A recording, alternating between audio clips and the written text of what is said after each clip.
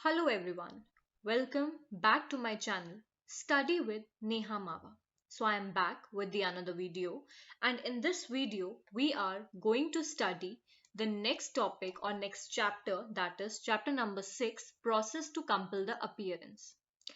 तो first of all, जैसे हमने प्रीवियस वीडियो में अरेस्ट के बारे में पढ़ा था कि अरेस्ट क्या होता है, कैसे किया जाता है और अरेस्ट क्यों ज़रूरी है, सो ये सब चीज़ें पढ़ने के बाद आज हम एक नेक्स्ट चैप्टर पढ़ने वाले हैं, दैट इज चैप्टर नंबर 6, जो बात करता है process to compel the appearance. इसमें क्या होता है कि जब भी हमें कोई पता है कि पर्सन जो है सस्पेक्टेड है ऑफ एन ऑफेंस या फिर पर्सन जो है अक्यूज्ड है किसी ऑफेंस का, तो हम ये चाहते हैं कि जल्द से जल्द हम उसको अरेस्ट कर सके ताकि वो कहीं भाग ना जाए, ताकि वो कहीं छिप ना जाए और वो फिर कोर्ट के सामने अपीयर ना हो पाए। तो चैप्टर नंबर 6 जो है वो यही बात करता है process to compel the appearance, कि जो अक्यूज्ड है या जो सस्पेक्टेड पर्सन है या जो ऑफेंडर है उसकी अपीयरेंस कोर्ट ऑफ लॉ में बहुत इंपॉर्टेंट होती है।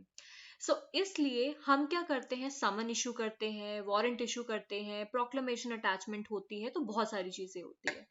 तो फर्स्ट ऑफ ऑल आज हम समन के बारे में बात करने वाले हैं कि समन जो होता है वो क्या होता है, कैसे भेजा जाता है, ईच एंड एवरीथिंग।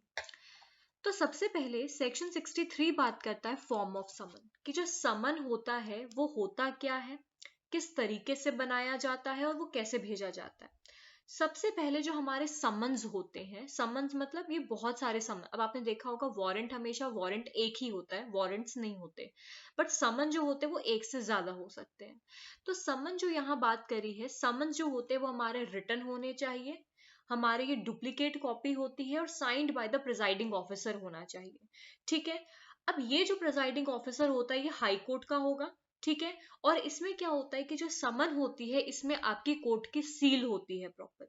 जब भी हम समन्स किसी पर्सन को भेजते हैं, किसी ऑफेंडर को भेजते हैं, तो वो एक प्रॉपर लीगल वे में होना चाहिए, प्रॉपर रिटन होना चाहिए, डुप्लीकेट होना चाहिए, signed by the presiding officer होना चाहिए, कोर्ट की स्टैंप होनी चाहिए, सील होनी चाहिए, सब कुछ। ये तो होता है अगर हम हार्ड कॉपी के थ्रू भेजे या समन्स या एक पेपर के थ्रू भेजे। एक होता है जब आप इलेक्ट्रॉनिक वे में भी भेजते हो, जब आप इलेक्ट्रॉनिक कम्युनिकेशन के थ्रू भेजते हो तो उसमें भी सील ऑफ द कोर्ट वहां प्रेजेंट होता है। ये क्यों भेजा जाता है, ताकि हमें एक अश्योरेंस हो कि अक्यूज जो है वो कोर्ट ऑफ लॉ में आएगा, अपना डिफेंस रखेगा और इससे क्या होगा, smooth functioning of the procedure होगा। Next section we have section 64, जो बताता है समन कैसे सर्व किया जाता है। नाउ सी, समन कैसे सर्व किया जाता है वो हमने देखना है। सबसे पहले कह रहा है कि जो समन होते हैं ये पुलिस ऑफिसर सर्व करता है। ठीक है, किसके बिहाफ पे करता है, स्टेट गवर्नमेंट के बिहाफ पे, स्टेट गवर्नमेंट ने जो रूल्स बनाए हैं उनके बिहाफ पे। इसमें क्या करता है कि जो मैजिस्ट्रेट होती है वो एक पर्सन अपॉइंट करता है, या तो ये पुलिस ऑफिसर हो सकता है या कोई भी अदर पब्लिक सर्वेंट हो सकता है, जो क्या करता है, समन्स जो है वो सर्व करके लेके आता है। प्रोवाइडेड कि जो पुलिस स्टेशन है या जो रजिस्ट्रार है कोर्ट में, वो एक प्रॉपर रजिस्टर मेंटेन करता है, किसके regarding, address, email address, phone number और अदर डिटेल जो रिक्वायर्ड होती है वाइल इशुइंग द समन। अब जो समन्स होती है, जैसा कि मैंने आपको बताया, पर्सनली भी सर्व कर सकते हो या जिसको आपने पर्सन या फिर कोई और पर्सन जो है वो भी इशू कर सकता है। अब इसमें क्या होता है कि एक तो पार्टी होती है जो केस में होती है, वो पार्टी जो है वो भी पर्सनली सर्व कर सकती है, पर्सन जो हमने अपॉइंट किया वो भी सर्व कर सकता है, provided that someone bearing the image of the court seal may be served by electronic communication। वही जो मैंने आपको बात बताई कि इसमें क्या होता है, आप समन जो है वो रिटन फॉर्म में भी भेज सकते हो, इलेक्ट्रॉनिक कम्युनिकेशन के थ्रू भी भेज सकते हो, और ये जरूरी होता है कि वो समन सर्व करने के बाद प्रॉपर वे में, लीगल वे में आपको मिल जाए। Then we have section number 65, जो बात करता है service of summons on corporate body, firms and societies. अब हमको ये तो पता है कि समन जो है वो एक पर्सन को हम सर्व करते हैं, बट क्या कई बार जो समन्स होते हैं क्या वो हम कॉर्पोरेट बॉडीज है, फर्म है, सोसाइटी है, उनको सर्व कर सकते हैं? आंसर इज यस, क्योंकि ये आर्टिफिशियल लीगल पर्सन होते हैं in the eyes of law.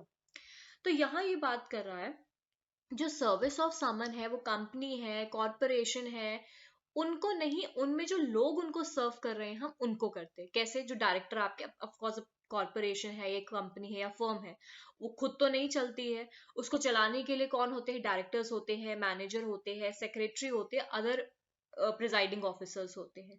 तो हम उनको समन सर्व करते हैं, they are accountable for their work, right, they are accountable for that summon which is issued to them. उसके बाद यहाँ एक्सप्लेनेशन में इन्होंने बताया है कंपनी के बारे में, means a body corporate and a corporation means an incorporated company और अदर कॉर्पोरेट और सोसाइटी रजिस्टर्ड, जो आपका सोसाइटी रजिस्ट्रेशन एक्ट 1860 में है। देन वी हैव जो सर्विस ऑफ समन होती है फर्म पे या एसोसिएशन पे या किसी भी इंडिविजुअल वे, वो एक प्रॉपर वे में होनी चाहिए, एक लीगल वे में होनी चाहिए, पोस्ट के थ्रू भी होती है।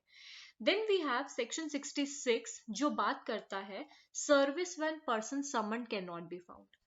होता क्या है, अभी मैंने आपको बताया कि जब हमें लगता है कि कोई पर्सन सस्पेक्टेड है किसी भी ऑफेंस का, तो हम चाहते हैं कि जल्द से जल्द हम क्या कर सके, उस पर्सन को अरेस्ट कर सके। कई बार क्या होता है, जो पर्सन होता है वो भाग जाता है या वो पर्सन जानबूझ के कहीं छिप जाता है ताकि उसके अगेंस्ट समन सर्व ना हो और वो कोर्ट ऑफ लॉ में ना आ पाए, but that is strictly wrong. इसमें ये बोला है कि जब हम सर्विस ऑफ समन करते हैं, मतलब जब हम समन भेजते हैं उस पर्सन को, हम ये इंश्योर करते हैं कि वो स्मूथ तरीके से कोर्ट ऑफ लॉ में आए, अपना डिफेंस रखे, अपनी बात को रखे, तो वो ज्यादा एक ट्रांसपेरेंसी वहां देखी जाती है, रेलेवेंसी देखी जाती है आपके लीगल प्रोसीजर में। सो इसमें यही बताया है, अगर पर्सन जिसको हमने समन किया था, आपके ड्यू डिलीजेंस के बाद भी आपने बहुत मेहनत करी उस पर्सन को ढूंढने में, आप हर जगह गए, आपने उस पर्सन को ढूंढा, मगर वो पर्सन जो है वो इंटेंशनली एब्सकॉन्ड हो रहा है, वो मिल ही नहीं रहा, तो आप क्या करोगे? आप वो जो समन्स है वो उसके फैमिली के एल्डर पर्सन को दे के आओगे। मेक श्योर यहाँ उन्होंने बोला है सम एडल्ट मेंबर, सम एडल्ट मेंबर की बात हुई है। अब जो सम एडल्ट मेंबर है ये कौन होगा? आपका मेल या फीमेल कोई भी हो सकती है। तो यहाँ यही बोला कि अगर अक्यूज्ड पर्सन भाग गया या नहीं मिल पा रहा है, तो उस केस में क्या हो जाएगा, उसके फैमिली मेंबर का जो एडल्ट मेंबर होगा, उसके फैमिली में ही adult member, whether male whether female, उनको हम समन दे आएंगे और हम उनको ये कहेंगे कि जब आपको मिलेगा आप उन्हें दे देना, उन्हें कोर्ट ऑफ लॉ में भेज देना।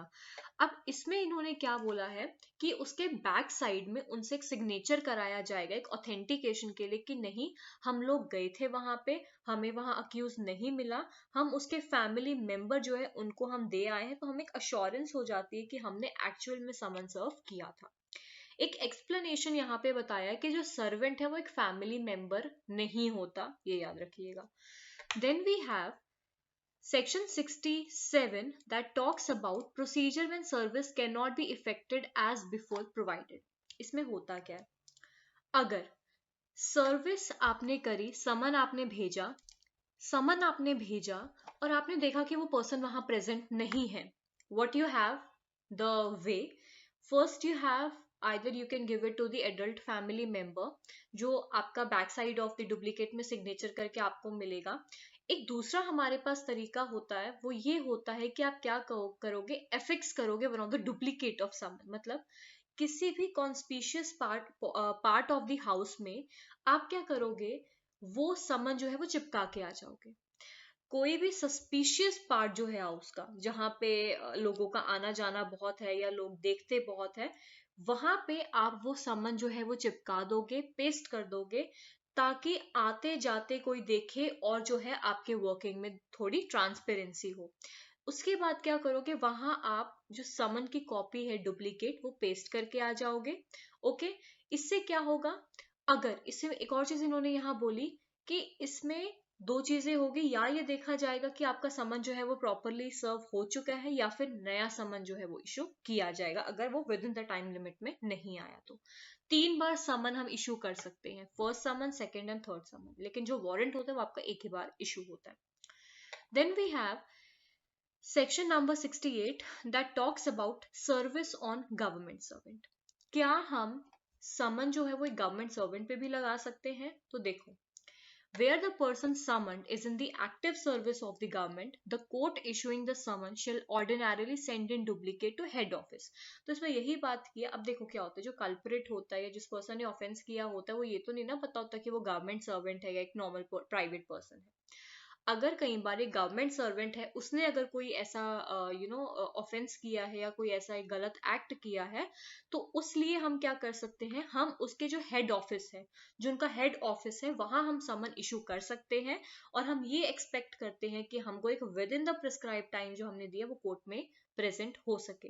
ये जो सच सिग्नेचर होता है shall be evidence of the due service. इसमें होता क्या है, जब भी कोई ऑफिसर या पर्सन जिसको अपॉइंट किया गया है समन इशू करने के लिए, वो हमेशा अपने डुप्लीकेट वाले समन के बैक ऑफ द पेज पे सिग्नेचर करवाता है उस पार्टी के, ताकि एक अश्योरेंस होता है कि उसने वो समन सर्व किया था। आना ना आना वो उस पर्सन के ऊपर है, बट जो पर्सन हमने सिलेक्ट किया था समन्स भेजने के लिए, उसने अपना काम प्रॉपरली कर लिया है। Then we have service of summon outside the local limit. कई बार क्या होता है, कोर्ट के ज्यूरिसडिक्शन के बाहर भी समन सर्व किए जाते हैं। इसमें इन्होंने ये बोला है कि when a court desire that a summon issued by it shall be served at any place outside the local jurisdiction, तो ये देखा जाएगा कि प्रॉपर मैजिस्ट्रेट की परमिशन के, ठीक है, वो सर्व किया जाएगा, और वही डुप्लीकेट में होगा and all. Then we have proof of service in such case and when serving officer not present. अब कई बार क्या होता है कि सर्विंग ऑफिसर आपका प्रेजेंट नहीं होता, जिस पर्सन को हमने जो है अपॉइंट किया था, ठीक है, तो जिस पर्सन ने वो समन इशू किया था, कई बार on the day of the presence और अपीयरेंस ऑफ द अक्यूज वो नहीं पर्सन वहां अवेलेबल होता है, तो वो अपना एक एफिडेविट है वो कोर्ट को देगा डुप्लीकेट में, कि मैं जो था उस टाइम पे जब समन इशू हुआ था तो मैं वहां था, बट फॉर सम रीजंस मैं अपीयरेंस के टाइम पे वहां नहीं हूं, तो अपना एक एफिडेविट दे सकते हैं। इलेक्ट्रॉनिक कम्युनिकेशन के थ्रू भी अगर समन सर्व हुआ है तो भी आप एफिडेविट दे सकते हो प्रॉपर तरीके से। Then we have section number 71 that says service of summon on witness by post. अब आप जो समन सर्व करते हो वो आप बाय पोस्ट भी कर सकते हो। कई बार क्या होता है कि जैसे हमको पता है, जैसे समन हमने भेजे अक्यूज को अपीयर होने के लिए, उसी तरीके से हम समन्स भेजते हैं विटनेस को to appear in the court, क्योंकि कुछ क्वेश्चन आंसर्स, कुछ इंक्वायरी करनी होती है। तो यहाँ यही बात करी है, तो इससे दो चीजें हमको पता लगती है कि जो समन होता है वो अक्यूज पे भी सर्व किया जाता है, विटनेसेस पे भी सर्व किया जाता है। पर्सनली भी आप सर्व करके दे सकते हो, या फिर आप इलेक्ट्रॉनिक कम्युनिकेशन के थ्रू भी दे सकते हो। इलेक्ट्रॉनिक कम्युनिकेशन के थ्रू दे रहे हो, एफिडेविट दो। देन यहाँ इन्होंने बात करी है कि जो आप समन्स इशू कर रहे हो, ये आप किसको, विटनेस को भी करोगे, ये एक्सपेक्टेड है कि वो अपीयर हो कोर्ट में whenever called upon to do so, ठीक है। लास्ट इन्होंने क्या बोला कि when an acknowledgement purporting to be sign by witness और an endorsement purporting to be made by postal employ, तो उनको क्या करना है, प्रॉपर उनको इलेक्ट्रॉनिक कम्युनिकेशन के थ्रू जब समन सर्व होता है आइदर टू द अक्यूज्ड और विटनेस, तो वो प्रॉपर तरीके से सर्व होना चाहिए, और उसका जो एक प्रूफ है वो कोर्ट ऑफ लॉ में भी मिलना चाहिए। सो आज जो हमने बात करी, मैंने आपको समन्स के बारे में सारा बताया, each and everything regarding the summons. तो मेन समन जो होते हैं वो 3 बार भेजे जाते हैं।